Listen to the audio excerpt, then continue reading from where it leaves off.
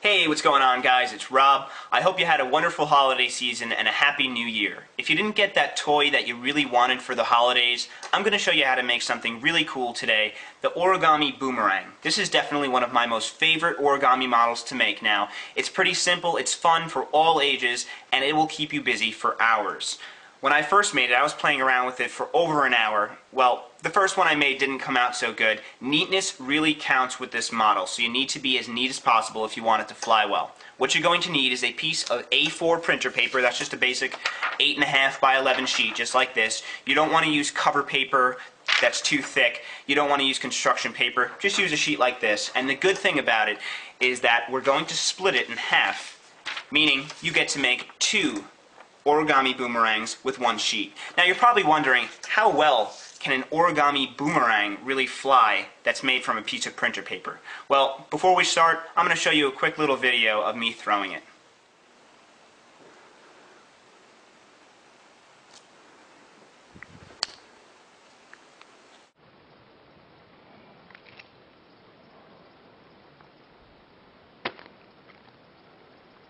You can try throwing two of them at the same time.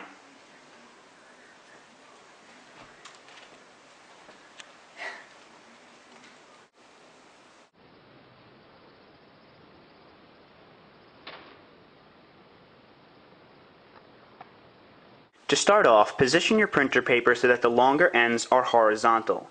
Then we're going to take the top end of the paper and fold it down in half to the bottom end, and try to be as neat as possible and align it edge to edge perfectly. When you do so, then you can make a crease along the top of the paper,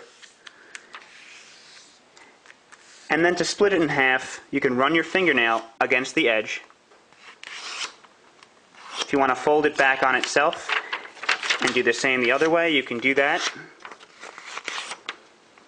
And then we could split the paper in half. We're going to once again fold the paper in half lengthwise. So take the top end of the paper and fold it down to the bottom end of the paper. And make sure that the edges are aligned perfectly.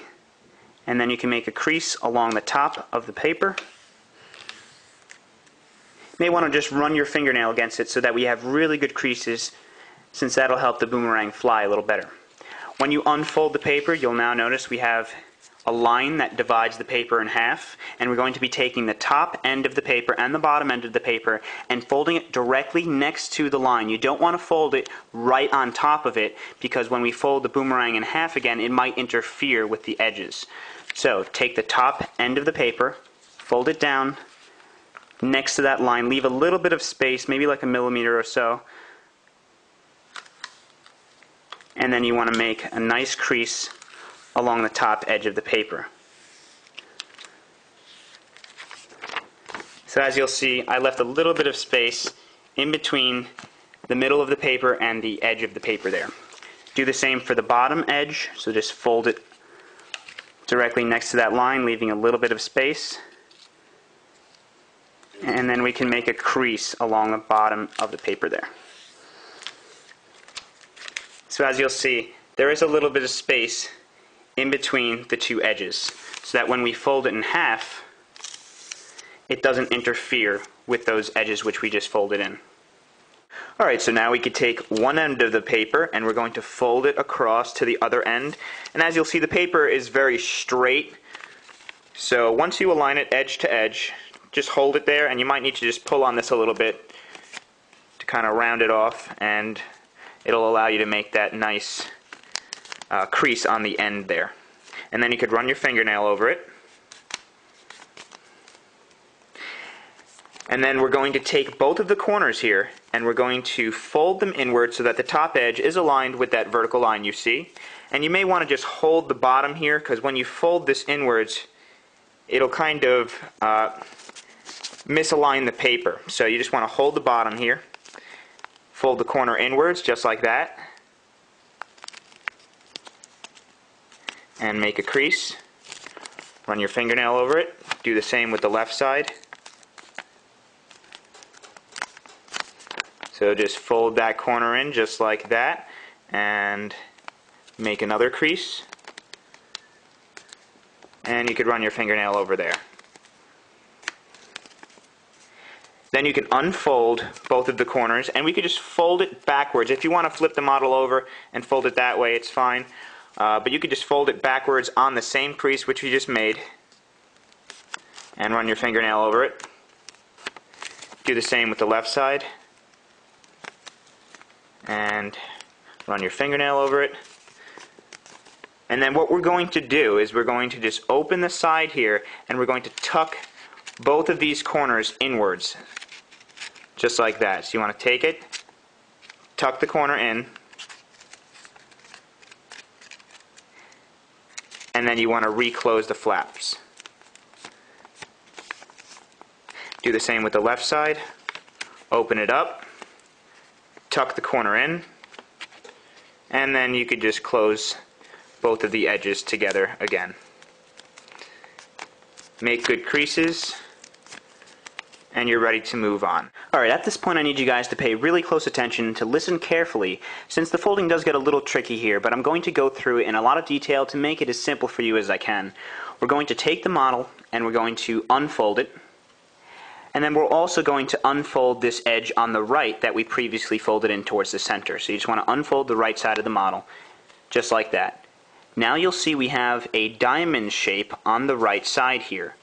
So, to make this next fold a little bit easier, we're just going to make some of these creases here in the diamond a little better.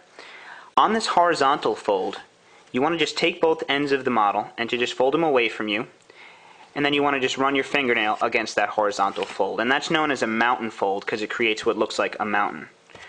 And then on the outside of the diamond here, we also want to just make those creases a little better. So we're just going to flip over the model, and as you'll see we have the 4 creases here. Just take your finger and you want to run your fingernail against the edge there. So you just want to fold downwards on that and just run your fingernail against it. And do that with all 4 of the creases there.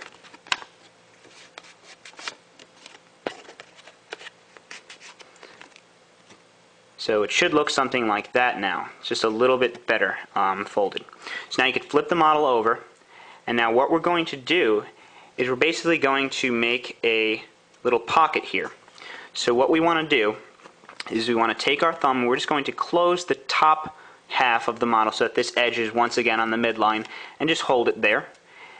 And then we're going to take this diamond and we're going to squash it just like that.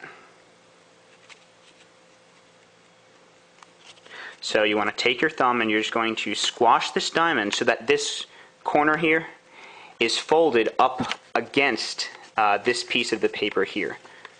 Take it and you just want to flatten it there against the paper. And then what we're going to do is once again fold this edge back inwards towards the midline. And as you'll see, we have a little bit of a pocket here. So this corner is going to be right in that pocket. So you just want to fold it into that pocket, and as you'll see, the edge once again lines up, and we have created what looks like a pocket here. So once you have a model like this, you're ready to move on. Okay, so take the model now, and on the corner here, you want to just make sure that this crease is good, so just fold it downwards like that, and just run your fingernail against it. Then we're going to take the left side of the model and we're going to fold this edge down. And when you do that, this little pocket area should kind of form a little mountain there. Then you're going to take the top edge and you're also going to fold it down so that this edge here is on the bottom with this edge. So fold it down like that. And as you'll see, that little mountain area is going to be folded to the left now and form a little pocket in there. Then you could just flatten everything out. And what we're going to do now is we're just going to reopen everything. And then you're going to lift up this edge here so that you take this corner that we previously tucked in. You want to basically just lift that up like that. And then what we're going to do is we're going to once again fold this left side down, and then we want to fold the top down, and when we do that, it will once again form that little pocket in there, but we want to have this corner tucked into that area now where that pocket has formed.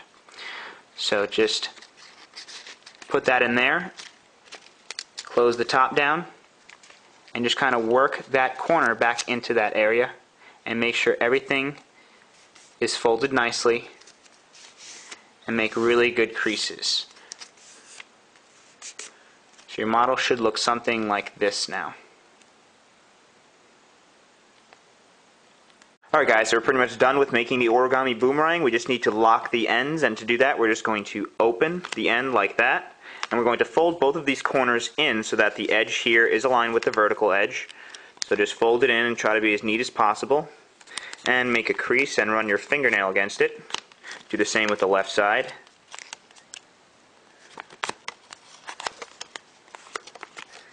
And then you could unfold the one on the right, and then you're going to open the edge like this and tuck this corner in, similar to like we did before. So you just want to tuck that corner in,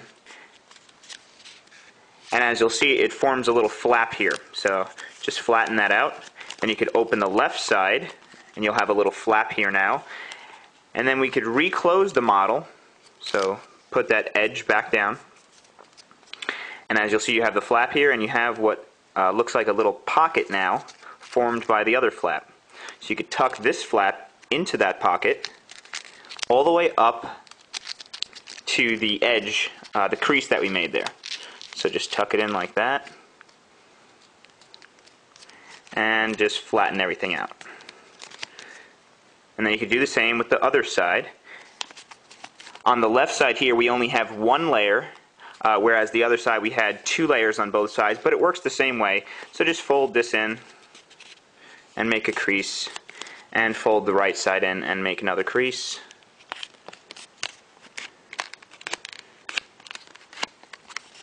Then you can unfold the right side, open this edge, tuck this corner in. You might need to fold it here on that crease. Open this flap, close the model, and then you could finally open that little pocket there and tuck that flap in.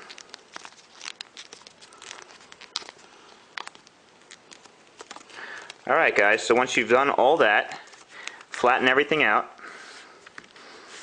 and you have finished your origami boomerang. Okay, so before you start, just make sure that the model is really neat, just like this one is here, and make sure all of the creases are very good and the model is flat.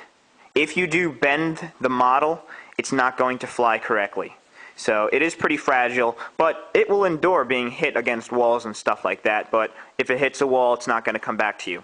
So you want to hold it like this. With this line here, the diagonal line, it should be facing upwards.